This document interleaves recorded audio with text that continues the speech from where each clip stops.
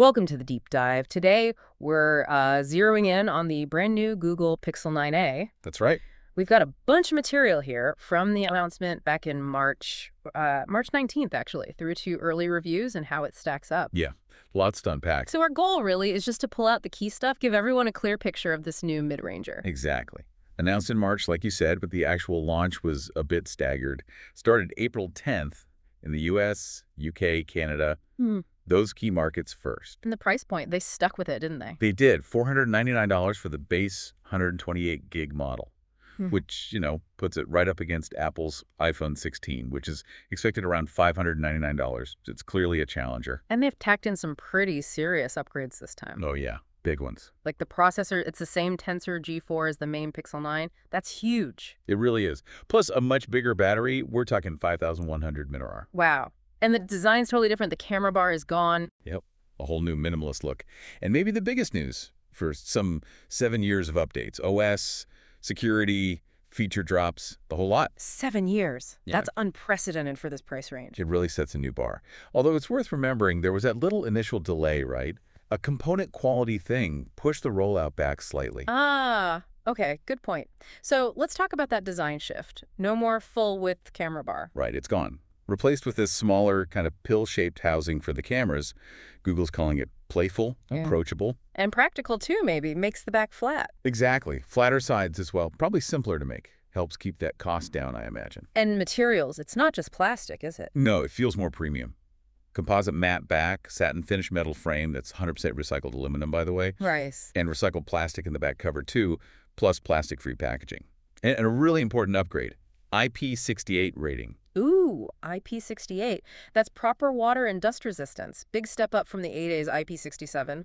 Definitely. Much more peace of mind there. Brings it in line with flagships, really. Okay, what about the screen? It looks bigger. It is. 6.3 inches now, up from 6.1. That's what they call an Actua POLID display. Actua means brighter, Well, right? supposedly, yeah. Better brightness, color accuracy. Yeah. The specs look great. Sharp resolution, 1080 by 2424. Adaptive refresh rate, 60 to 120 hertz. But the brightness numbers are kind of wild. They really are. Up to 1800 nits for HDR and a peak brightness of 2700 nits. That's incredibly bright for a mid-range phone.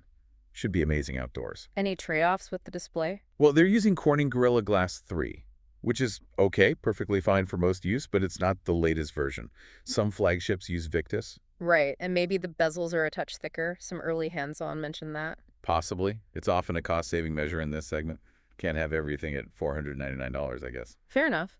But inside, it's got that Tensor G4, same chip as the Pixel 9. Yep, the flagship brain, which means you get all those advanced Google AI features on device. Is it identical performance, though? Or do they maybe throttle it a bit? It's likely very similar, but Google might tune it slightly differently in the 9A.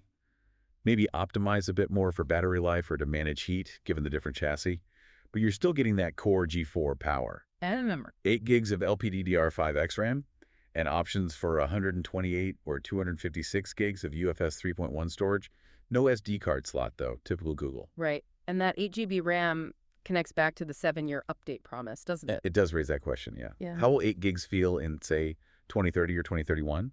Especially with AI demands growing. It's something to think about. Okay, let's shift to battery life, because that 5,100 milliamp sounds huge. It's a massive increase. The 8A was, 4492? This is substantial. Google's claiming 30-plus hours of typical use. And like 100 hours in extreme battery saver mode? Yeah, it should be a genuine 2-day phone for lighter users, easily.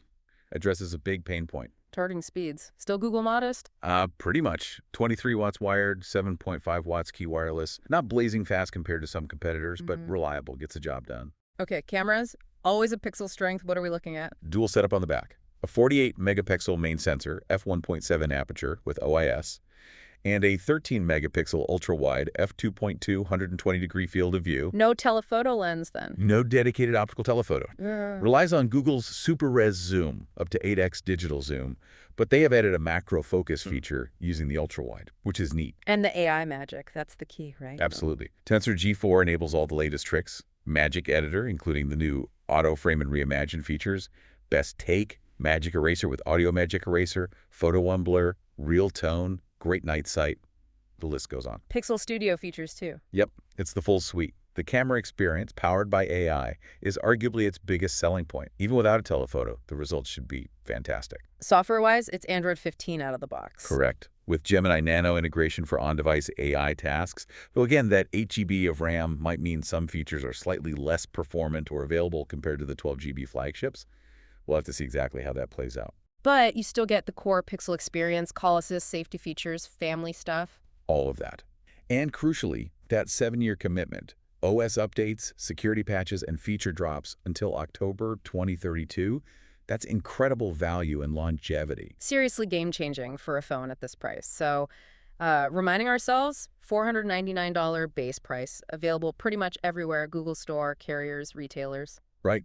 And there were some decent launch offers too, trade-ins, store credit, some carrier deals like AT&T offering it super cheap per month with a plan. Google's pushing it hard. So summing up the early impressions, sounds mostly positive. Generally, yeah. People seem impressed by the value. The AI features are always a draw. The battery upgrade is huge, and that screen is super bright. But the criticisms are the bezels, maybe the Gorilla Glass 3, the slightly slower charging, and that lingering question about the 8 GB of RAM long-term. Exactly. Compared to, say, the Pixel 8a it replaces, it's a solid upgrade across the board.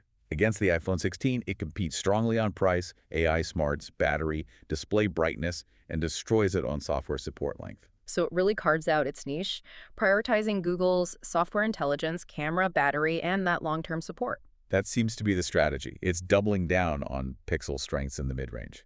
Okay, so the key takeaway seems to be, if you want Google's best AI and camera software, a battery that finally lasts, and support for years to come, all without breaking the bank, the Pixel 9a looks like a really, really smart choice. I think that nails it. It's a very compelling package. But here's something to chew on. Go on. With that 7-year update promise and AI constantly evolving, how will that 8 GB of RAM hold up? What kind of future AI features might it not be able to handle down the line, even with updates? It's a fascinating long-term question for phone design to last, something to really consider. I've included links with more details in the description below, so be sure to check those out. And while you're at it, don't forget to subscribe to our channel, Deep Dive, like the video, and ring the bell for more helpful content. Thanks so much for watching, and have a great day ahead.